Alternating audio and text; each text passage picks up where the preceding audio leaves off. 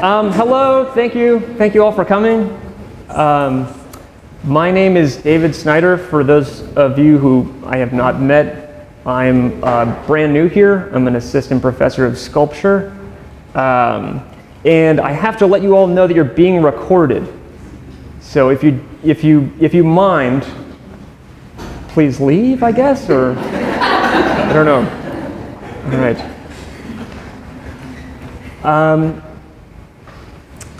I'm very pleased to have the opportunity to welcome tonight's speaker, Karthik Pandian.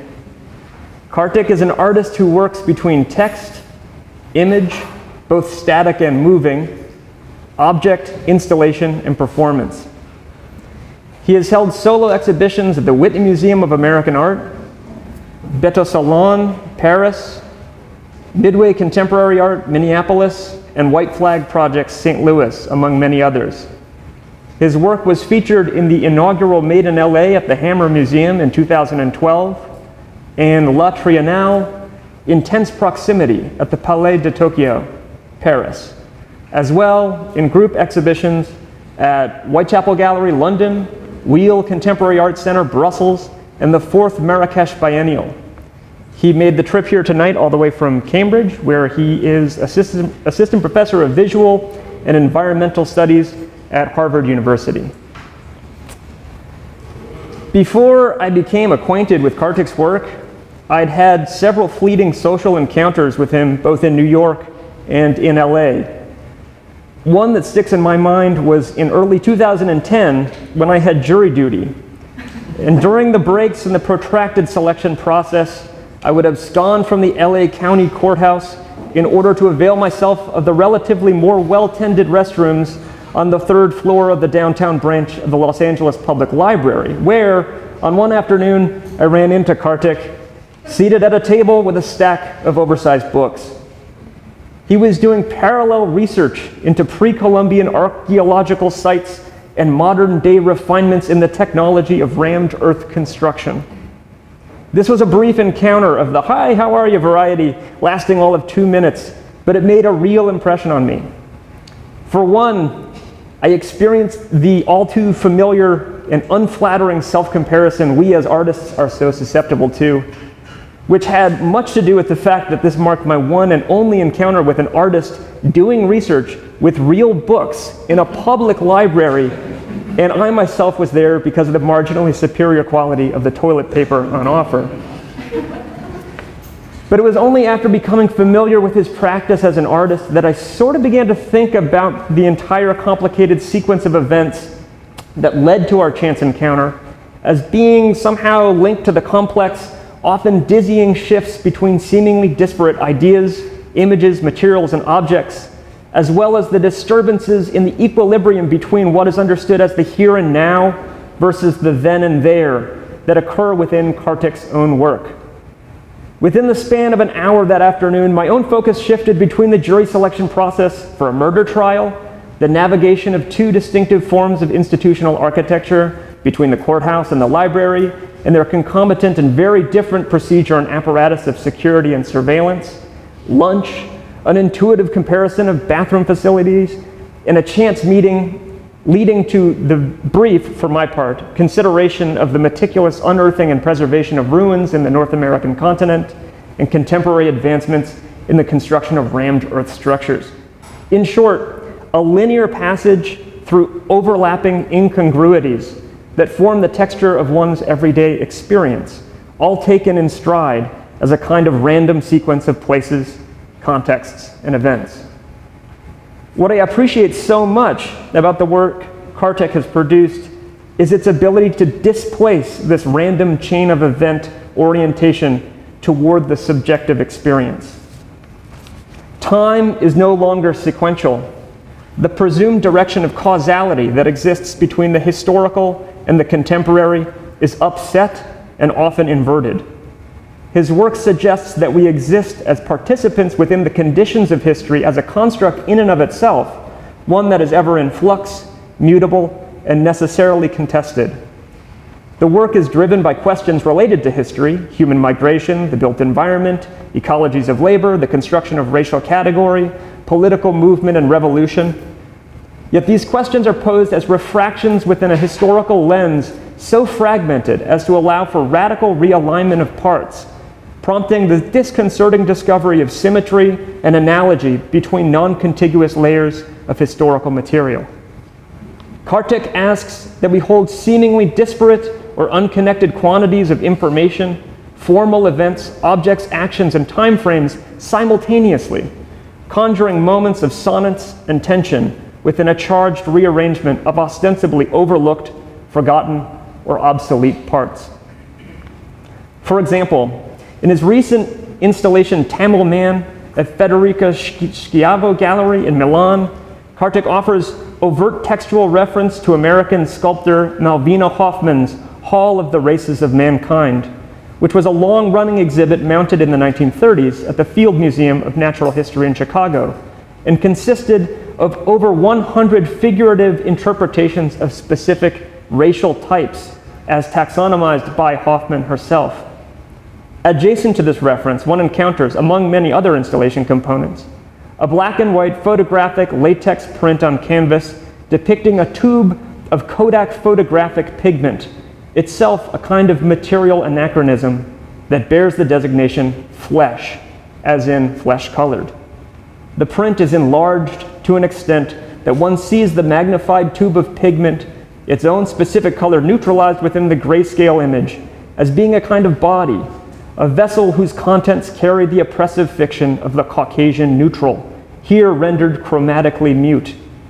This image seems to present a portrait of an obsolete material imbued with the unquestioned authority of whiteness as the default position within our culture, the necessary point of departure from which all others may be regarded as such. The experience of oscillation between Hoffman's early 20th century attempt to characterize racial types to the more recent yet outmoded material history of analog color photography, co-occupying a space within the present, suggests the persistence of an insidious legacy of history whose forebears, though perhaps forgotten, are far from securely interred within any notion of progress. Another distinctive feature of Karthik's work is its iterative nature. When I encountered him in the library, he was in the midst of what amounted to 2 years of research into the ancient Native American city of Cahokia, whose remnants exist outside and underneath present-day East St. Louis, Illinois, research that would find a variety of manifestations. 16mm films produced at the Cahokia Mound State Historic Site, rammed earth monoliths in various configurations, earthen platforms as supports for projectors, other earthen structures that incorporate fragments of the original film, and the distinctive pink twine used to grid out archaeological sites, and so on. Within this expansive and non-linear trajectory, lines begin to blur between formal characterization and areas of sequence. Documents are subsumed by objects. Objects are utilized as props for the projection of new sites. Sites are indexed within documents and transported into new spaces. This fluidity seems to underscore an understanding of art in which the works themselves, while entirely singular and full, exist as markers within a continuum of activity and inquiry that challenges the viewer to consider where one thing ends and another begins. Attempting to circumscribe Karthik's practice would be futile, but I can only speak to its effects on me as a viewer, to which I'll add that consistently I find myself drawn in, seduced, surprised, and sometimes discomfortingly implicated within the work. It's as if the work acts on a sense that the mechanics of one's own observation and discernment are becoming part of the experience, a self-consciousness brought about by the most unlikely synthesis of tattered stanzas from history, unified into a syncretic whole, creating a spectacle so engaging as to distract from the fact that the actors have slipped backstage, the footlights have turned on the audience, and one finds oneself dazzled, stricken with stage fright, desperately trying to ad-lib. As he so beautifully describes it, I rub the monument like a magic lamp, polishing it into a mirror for our times, such that we may see ourselves, albeit darkly, both as ourselves and reversed. Please join me in extending our warmest welcome to Karthik Pandian.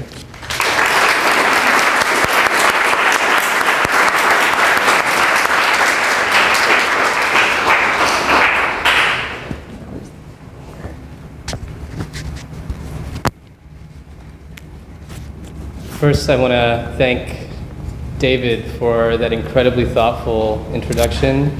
I think you could have easily stood in for me today. That was really beautiful to hear, and I really appreciate it. Thank you so much. And also thanks to Wanju and everyone else at BU SVA for having me here today.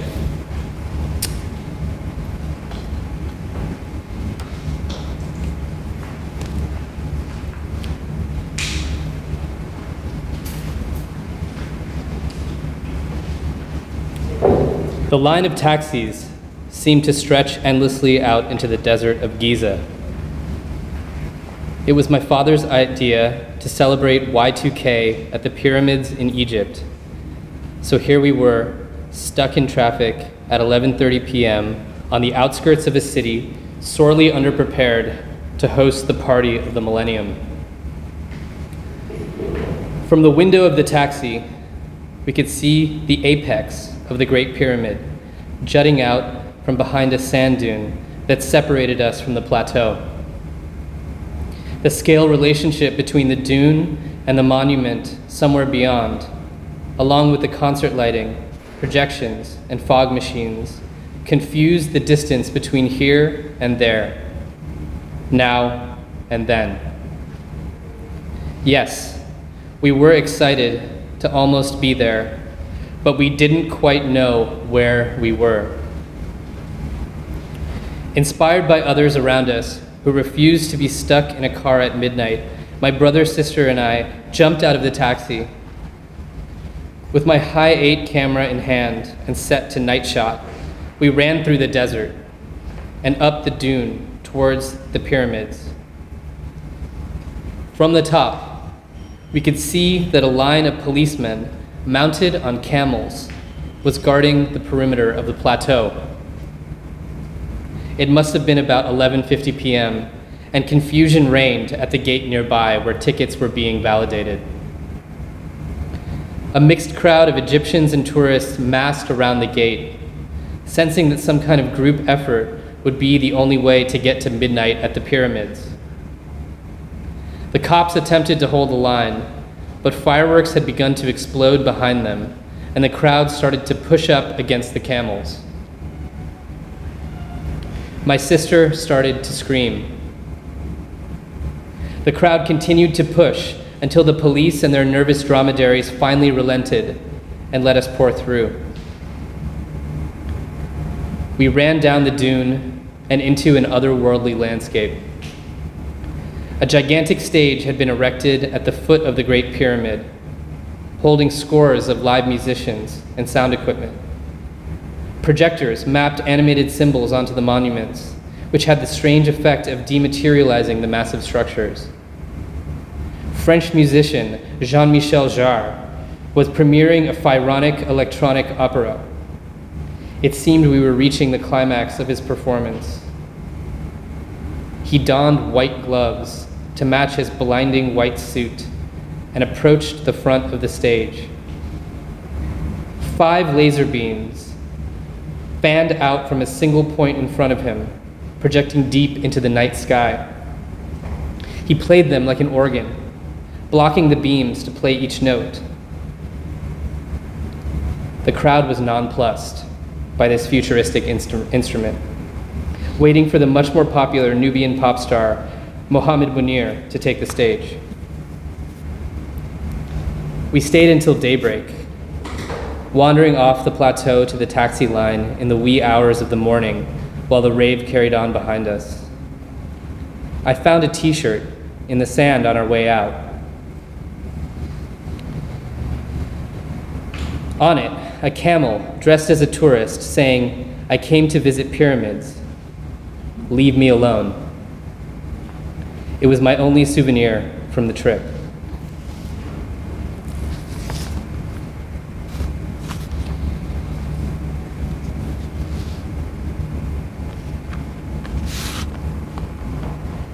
Atlas Unlimited is an employment agency dedicated to creating new forms of labor.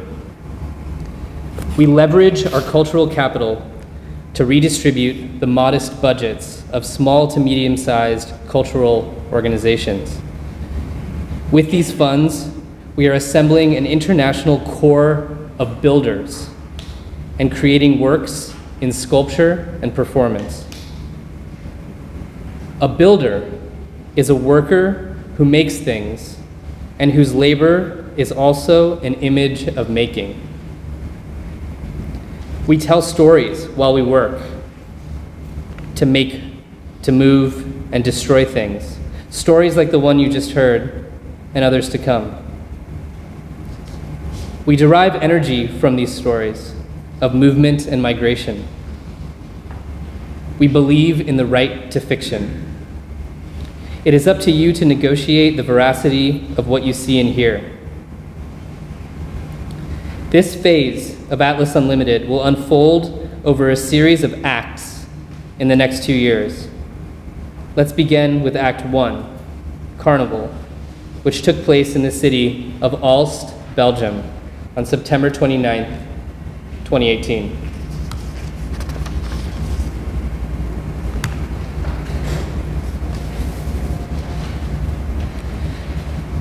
The work often begins with an encounter, and it was on a site visit to Aalst in preparation for our exhibition this past February that we encountered this. Although it's a small city, Aalst has one of the most vibrant carnival traditions in Europe. Scores of crews, organized into their own societies, spend the year creating massive, elaborate floats with music and choreography. It is a white working-class tradition of sculpture and performance that we recognized a ritualistic kinship in. The crew that created this float was called De Loisemannen, and they became the first builders we cast for Act 1. For music, we turned to Egypt, specifically a group of Shabi musicians from Alexandria called El Daklaweya. Through our production manager in Cairo, we communicated details about the work, and they wrote, produced, and recorded a new track. We also created original choreography to go along with the track.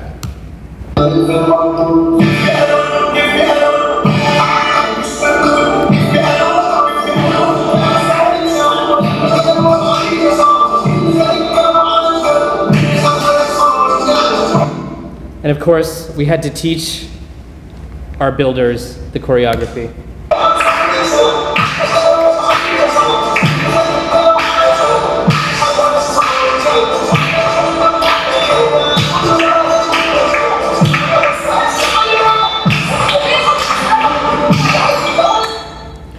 For publicity, we enlisted the talents of Maklouf, a political cartoonist who we asked to satirize us and our exhibitions. He's based in Egypt, and we gave him the details of each of the acts, and he gave us these drawings, which we then adapted into posters, such as this one.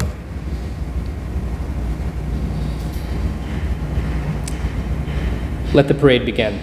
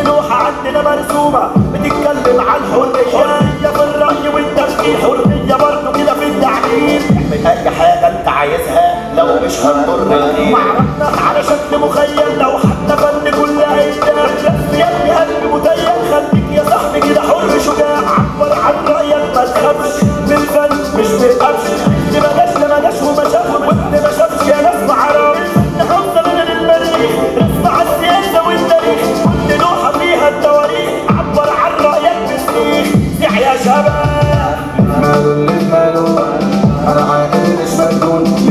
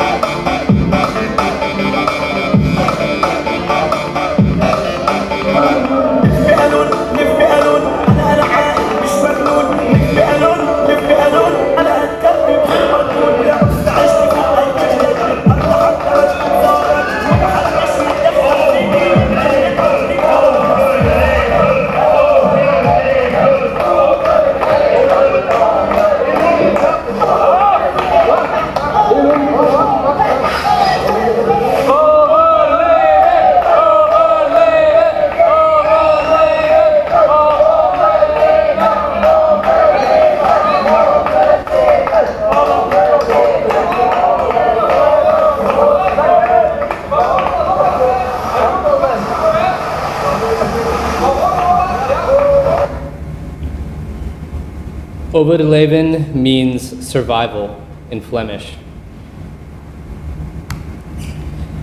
Ilyas Odman, a builder from Istanbul, played the role of our protagonist, Zakaria al-Mutlaq, a Syrian sculptor and refugee who arrives in the city of Aalst on the day of Carnival.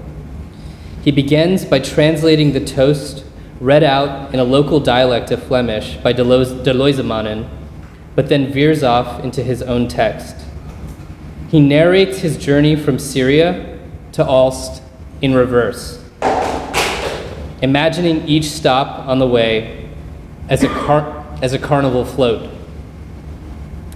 We'll pick up the story in Germany. And I'm going to apologize for the sound here. If there's anything that's unclear, and there might be, we can talk about it in the Q&A. Right? But we'll watch a few clips from the performance now.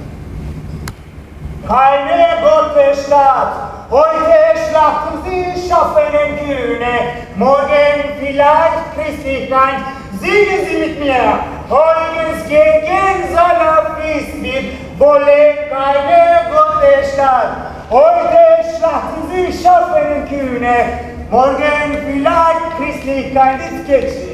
I don't understand the lyrics, but I begin to accompany the music.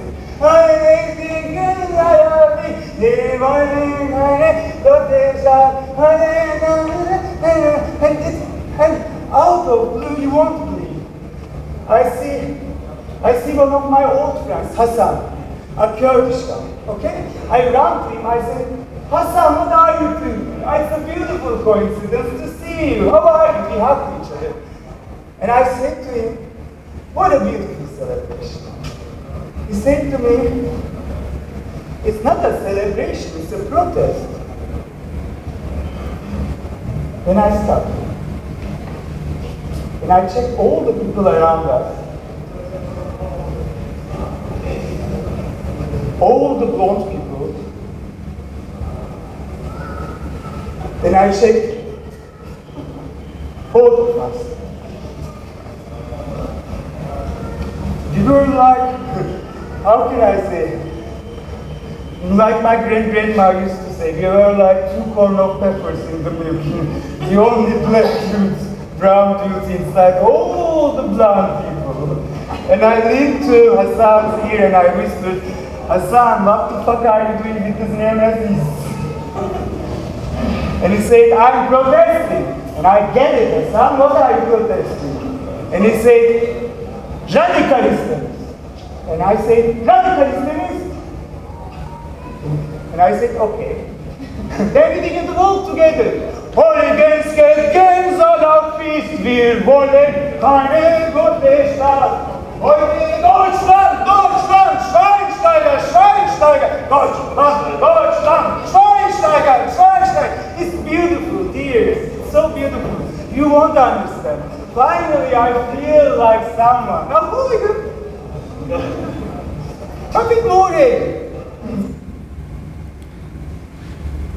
Zakaria here narrates the float of when he arrives in Germany at the site of a neo-Nazi demonstration against radical Islam. The float that he then goes on to describe is one that's an inflatable float, where on one side the neo-Nazis are inflated and deflated, and on the other side counter-protesters are doing the same. The next float that he narrates is this one.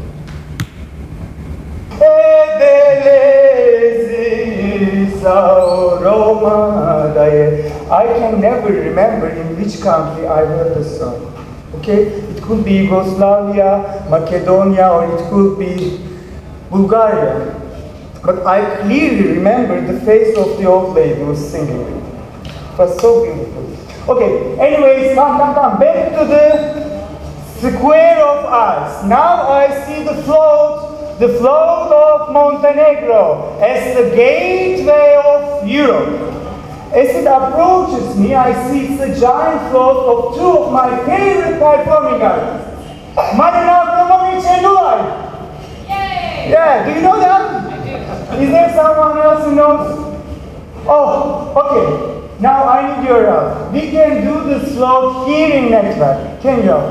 You should just stay. It's a marina performance. You should just stay. Yes.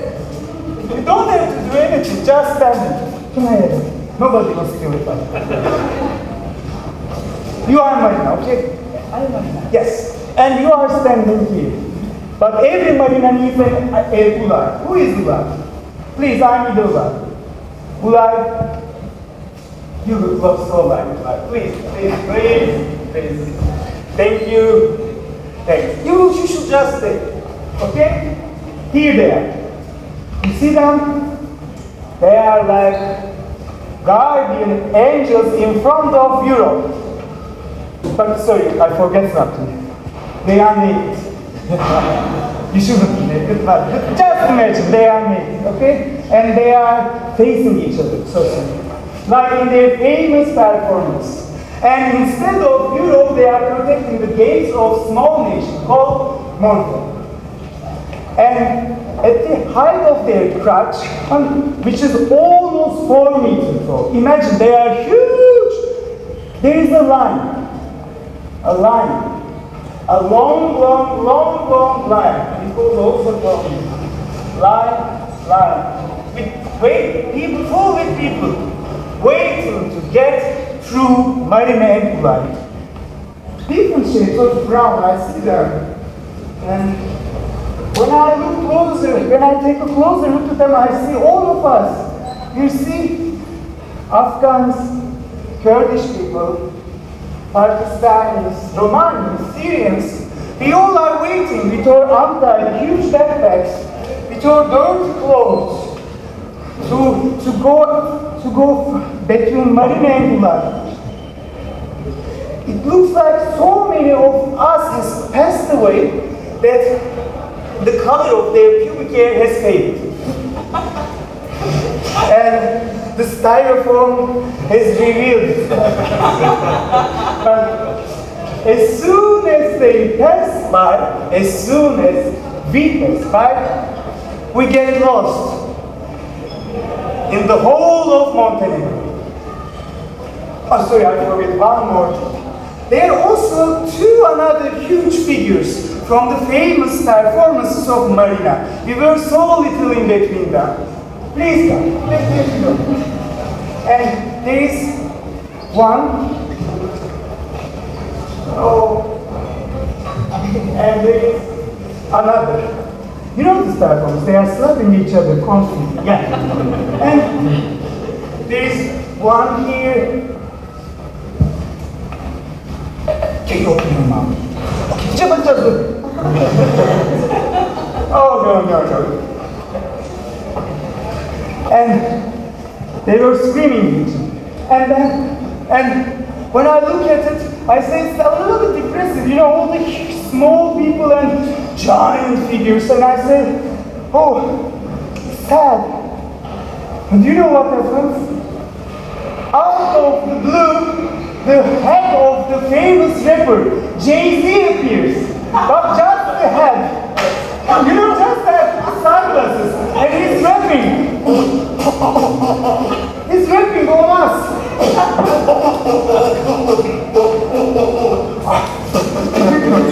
Picasso, baby. I want a Picasso in my Picasso. Something like that moment. I want a Picasso in my Picasso. He's flying over us. You see? He's flying all over us. All over us. And rapping. And then he disappears. And then the statues disappear. And you, at Marina and Ulai stays. Then we disappear. And then Ulai disappears. Just Marina stays. She was screaming the famous rules of her performances. No repetition, no rehearsal, no credited ending. And I say to myself, like I'm speaking to Marina, yes, Marina, these are the rules of my life now. No rehearsal, no credited endings. and ornaments. And then, my release. And then he tells the story of his home. The last float, my home arrived. I cannot tell. It's a float of a fragment left over from a fake sculpture which sits in Louvre Museum, sold by the cousin of the Essar to a French archaeologist. Or perhaps it's an authentic sculpture. It's an authentic sculpture which sits in a private house of an Emirati businessman. Or perhaps it's a sculpture which has been done by me and by my father and sits in an atelier in Palais Museum. I don't know which is true, but you know what I can say. This float makes me so proud and so happy at the same time. If you ask me what is the material of this float, I cannot tell. From paper, from styrofoam, or from stone. Maybe because I'm in it, I'm a part of it, I'm driving it, so I cannot see. Or maybe I'm crying and my eyes are full with tears, which is not true. Or maybe I have seen it on the screen of my father's cellar phone, when he showed me the destruction of Palais Music. Or maybe I lost my memory. You know, in the first asylum they put me in Brussels, I was together with drug dealers. They were perfect people. They shared everything what they had. Their clothes, their food, everything. But mostly we were smoking joints. Hashish. Constantly sharing it.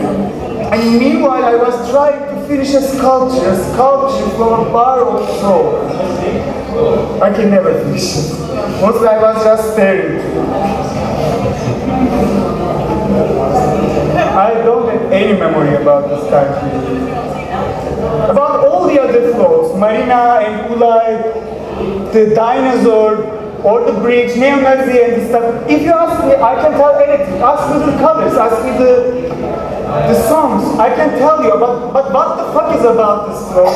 I have no memory. It's almost abstract, like Picasso, baby, or it's like a performance. It's been done, and then it vanished, disappeared. But this float reminds me of a sculpture which has been done by me and by my father in Palmyra.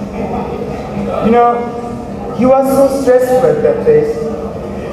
We don't know, should we stay or should we go? And he was not happy about the sculpture, so he slammed it directly to the floor and he screamed, "Fuck Essar!" He shattered it into 100 pieces. I took one of the pieces, I put to my table, and I began to shake it. It's that long, curved perfectly, thin like it, and smooth on its top.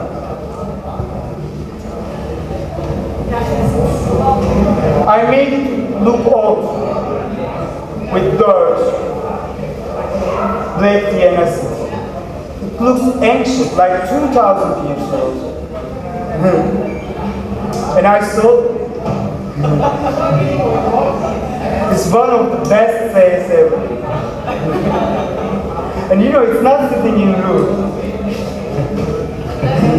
It's in the collection of Sex Museum. Thank you. Welcome.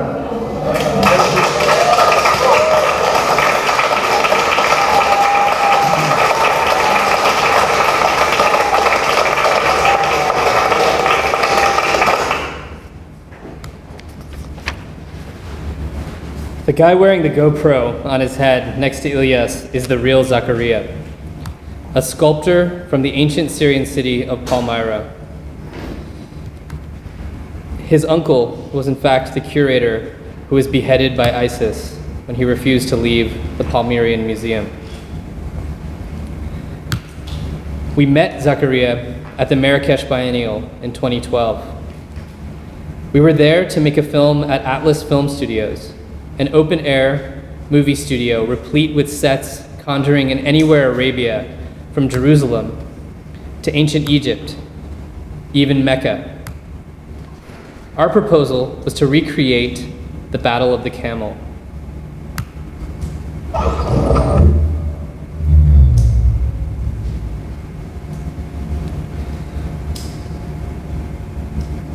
We were going to create a set at Atlas Film Studios that conjured Tahrir Square in order to stage the Battle of the Camel, which was a pivotal moment in the Egyptian Revolution in 2011. Protesters encamped in Tahrir Square were attacked by Mubarak regime loyalists on horse and camelback. It was a galvanizing moment in the Arab Spring, and we wanted to make a work about it. We met Zakaria at a refugee camp on the border with Algeria and cast him as a protester in our film. The idea was to key in the footage of the camels later. There were a lot of problems on set, which is the subject of Act 2 of Atlas Unlimited. This is a set of Palmyra, which housed our actors. And to the right, you see Tahrir.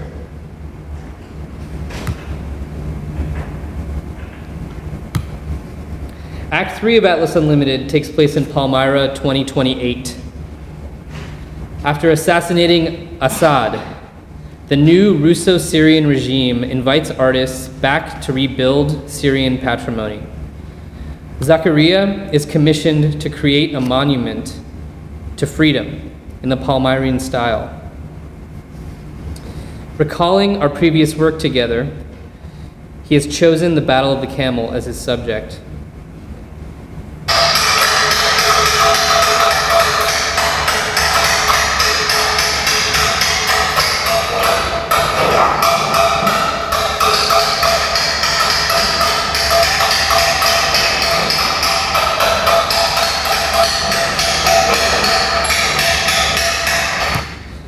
Fragments of this sculpture will later be conserved by Jane Foley when the project moves to Chicago in February.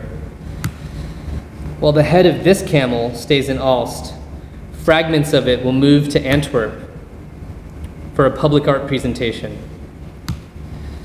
A sound piece narrated by Zakaria will guide visitors to the 3 sites.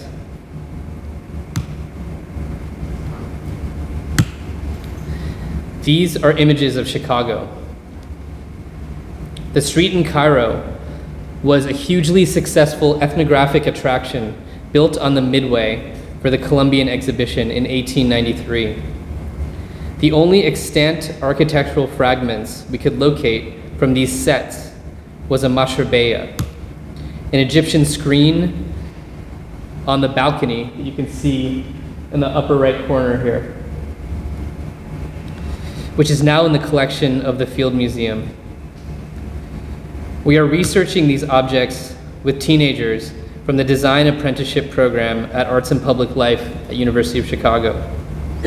We are asking them to imagine a hybrid mashrabeya border wall, which will be a major part of our exhibition.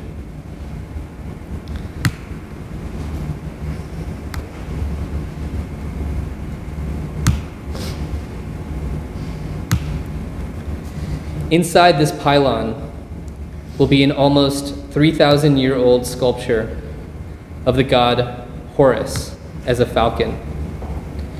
It is thought to be an oracle sculpture. There is a hole drilled through from the bottom straight up to the top of the head, which is meant to transmit sound, as though the god is speaking. Combining sculpture and performance is not a new genre. It is an ancient one.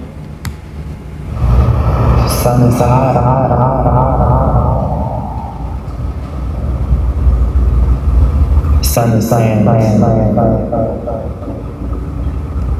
We beg for a moment in mirage, welcomed by the goodwill of those who have us, bask in the adoration of those who won't.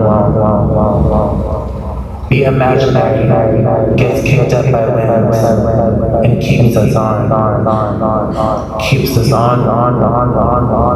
Can't keep us anywhere. We were garden statues, food for stories, work for work. And that was good. Wind is behind. It is behind us.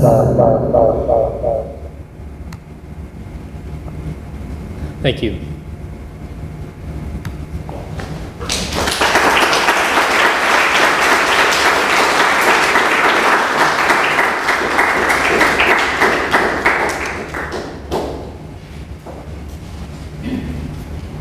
Questions? Comments?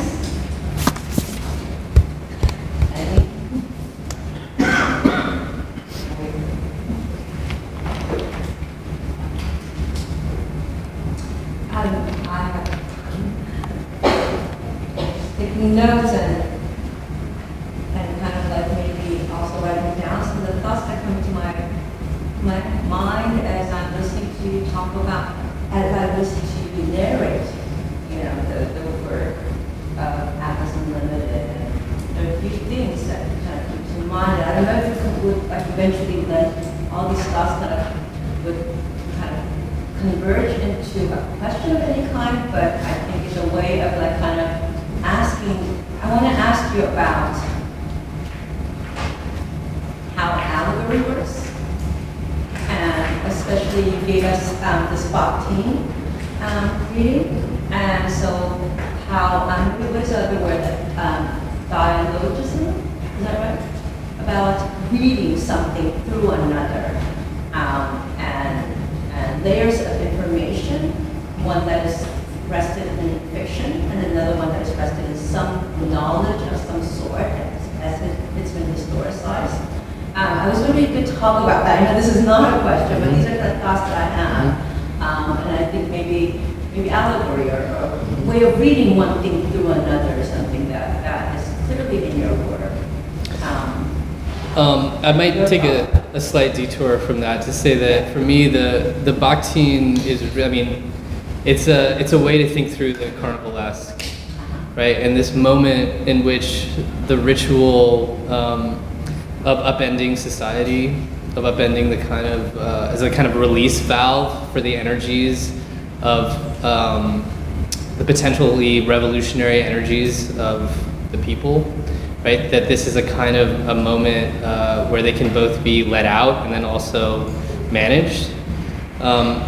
It was really, I think in Aalst, it was really important to us to try to expand the parameters of that, because Aalst is it's a very small city, but it's one of the fastest diversifying cities in all of Belgium.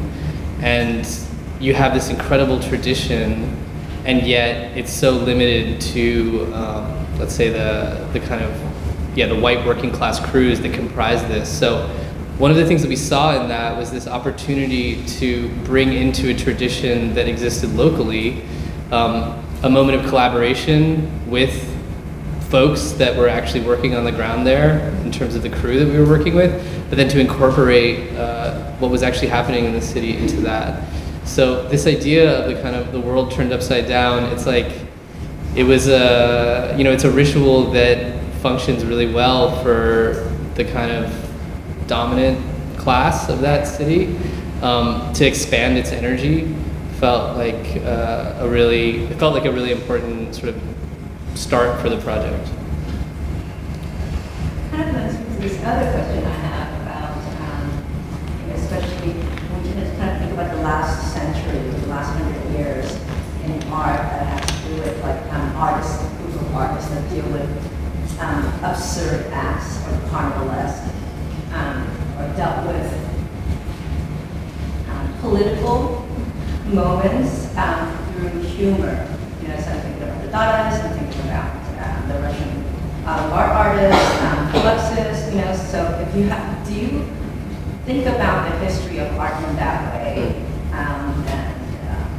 What are your thoughts about what is happening now? You know, because that's such a loaded, I mean, humor is really important to me and my survival, but it's not something I've let into my work, especially the kind of projects that David was narrating in his introduction.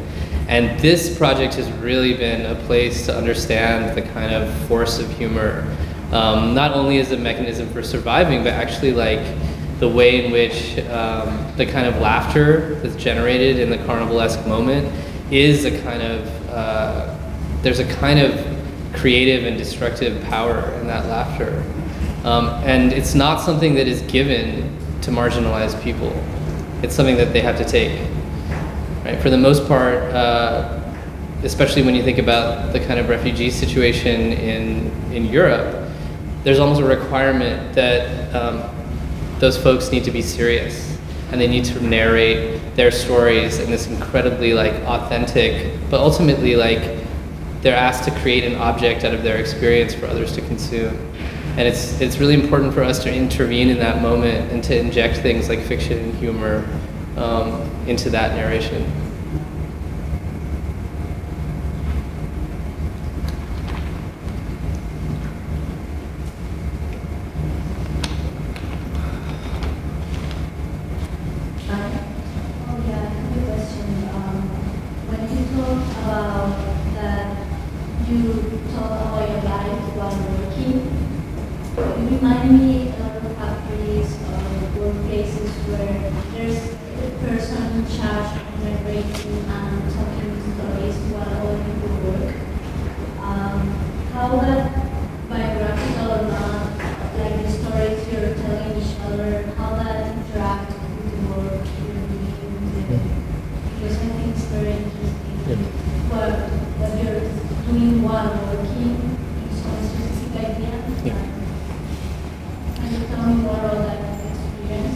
Yeah, absolutely. So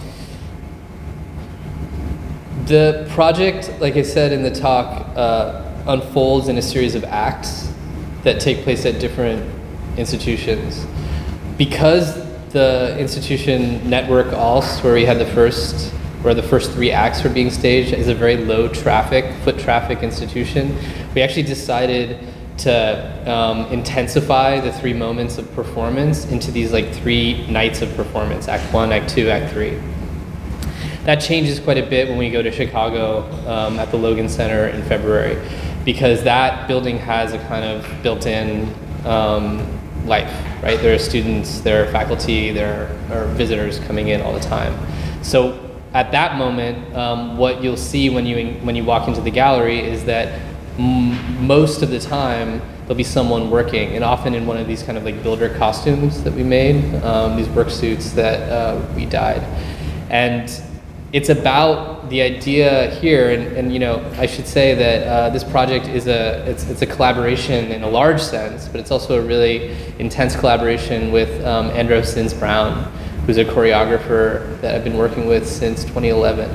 And a lot of what his work has been pushing is taking performance out of the proscenium theater and pushing it into moments of encounter where you can't really unpack the status of what is going on. Like, are we seeing a moment of installation or de-installation? Are we seeing a moment of creative work?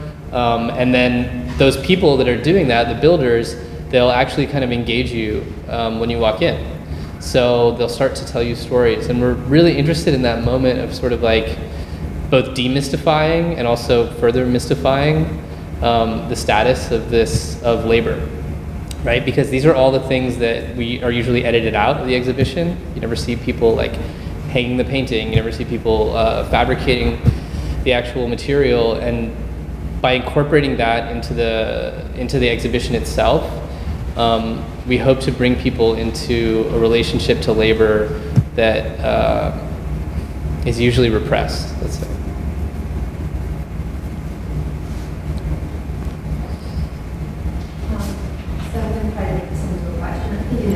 I recently heard someone talking, an artist, and they were talking about how how in their own practice when they make ceramics, that like the ceramic work is one byproduct of their art practice.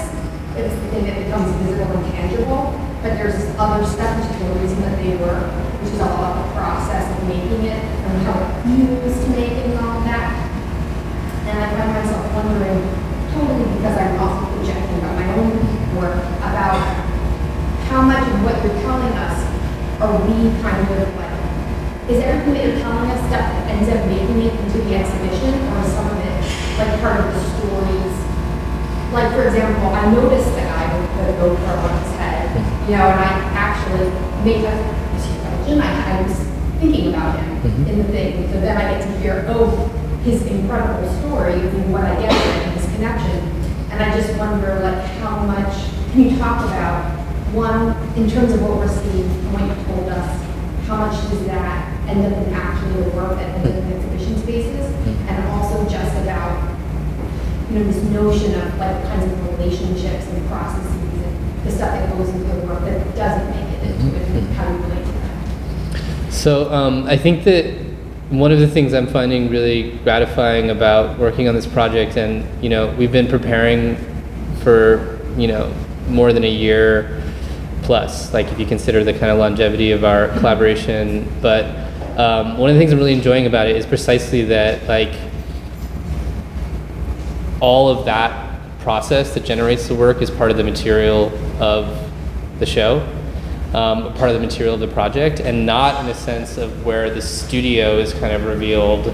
The studio is not really a big part of what this project is about. It's more about the relationships of production and encounter that unfold. And I think the one way I can talk about the other part of your question is that one other way we talked about this project is that we're kind of writing a novel through it. And that's to say that, yes, there are texts, like the one I read at the beginning, and the text that Ilias was performing, but they're being written through the exhibition, and they're constantly changing. And we haven't really even decided whether it'll ever settle into a certain form. But it's precisely in this kind of like mutability where both the text and the fabric of the exhibition are constantly revealing their own changes, that we hope to actually like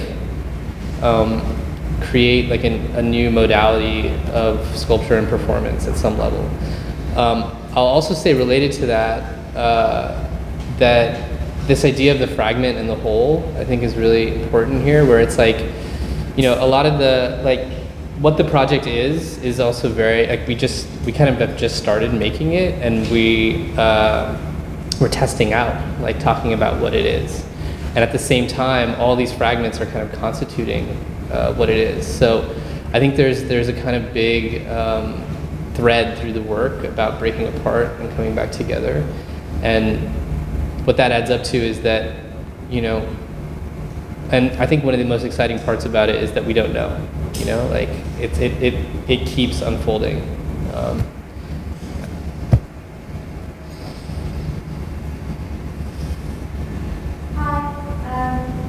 see that voices are very important in your work.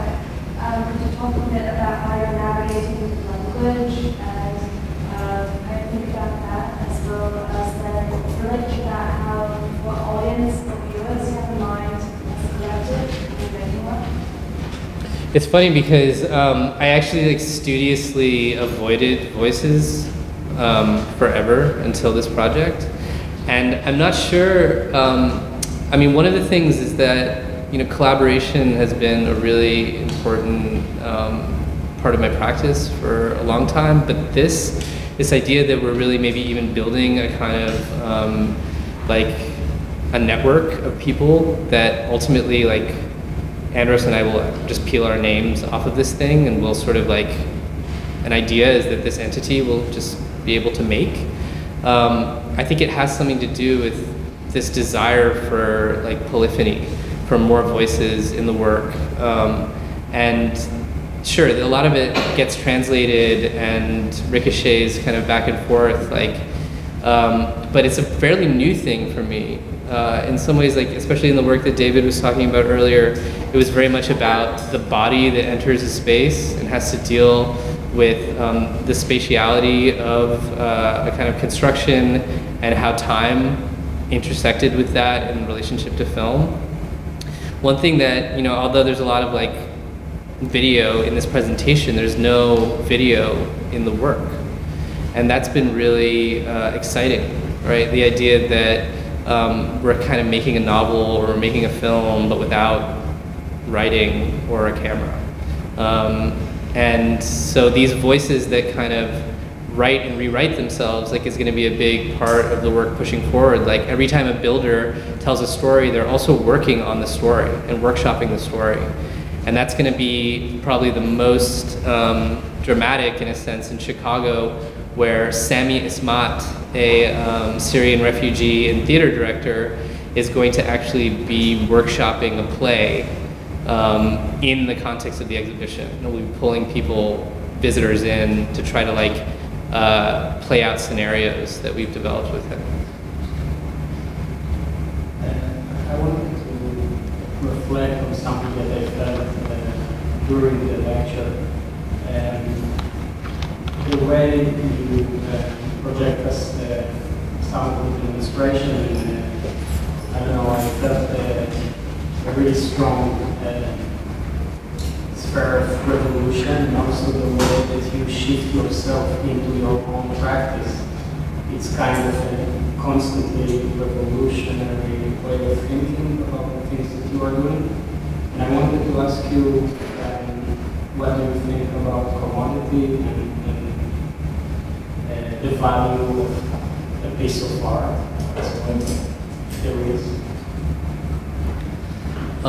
To me, I think that this is best captured by the camel. The camel is a kind of unlikely revolutionary figure, right? It's kind of intransigent. It doesn't want to move. It doesn't like to be told what to do. It's a kind of like Bartleby figure. And we're interested in, and why the camel keeps recurring, I think, is this sort of refusal. And as much as we kind of draw on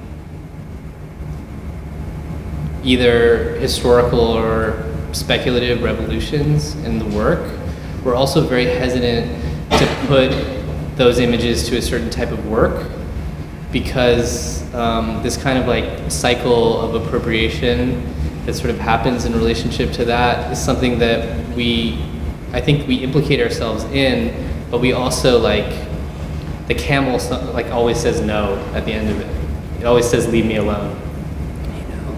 And so in relationship to capital, I feel like, or commodity culture, there's this idea, I think that one of the things we're interested in is this ambivalence, where maybe even some of the kind of imagery that we're generating for the project has this kind of like friendly company vibe, like, especially that kind of, the posters have this like almost children's theater aesthetic to them, and yet by welcoming people into a space and then giving them, I think, an edge of something that they would otherwise maybe not want to hear.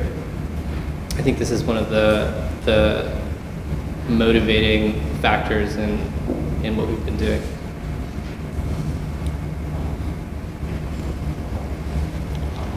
Okay, I'm just really kind of blown away by how seamlessly, again, kind of the experience of you giving this talk took me into the narrative of the project. Kind of point-to-point navigation that was completely unpredictable, and seemingly really kind of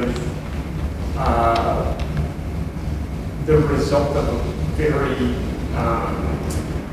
kind of tactically adept process, one in which you probably have to adapt to sets of circumstances that are completely under control. And as such, like, it's kind of, as I was watching and listening to you talk, I'm like, oh, making great sense of this, and yet the of narrative of it exists in and of itself, I think, probably as a kind of fiction because of how hard it must have been to get all of these different, to draw these different elements together. I'm wondering, could you talk a bit about, you know, getting stuck? Like, what's an example of a real problem you've run into, and like, kind of a means of tactical address to overcome a problem? Because it seems so, you know, it seems so coherent in a way, right? Yeah, I can think of a very relevant example, which is something I barely alluded to, but is this sort of subject of Act 2, which happens on October 26th back in Aalst. And it's this kind of, it's this Marrakech Biennial 2012 moment where we've written ourselves into a kind of corner. And I'll describe it briefly, but I'll tell you more about the tactic that we've used to get unstuck, let's say, which is that in the Marrakech Biennial, we're making this film, right? We're making a film that recreates the Battle of the Camel. And in order to kind of intensify the politics of it, we've cast the extras as refugees from a nearby camp, right? The sort of plot line of this narrative is that, you know, after we do this shoot, where ultimately, like, you know, there's no camels, everyone's like kind of running away from this big fan, like blowing wind at them. They're all trying to like pretend to be in Tucker Square. That the refugees who have been moved onto the set of Palmyra at Atlas Film Studios refuse to leave. And they unfurl a banner the morning that they're supposed to be going back to the camp that says, "Leave me alone." And yeah, we don't know what happens next. We've talked a lot about how, what different possible outcomes of the situation could be. And this is precisely what we're sort of dealing with Sammy in Chicago, where he will be workshopping different scenarios in which what happens in that moment, like different sort of lines of flight from that moment. So our response to getting sort of like stuck, let's say, is to actually like bring it into the fabric of the exhibition itself, right? To pose the question within the exhibition itself.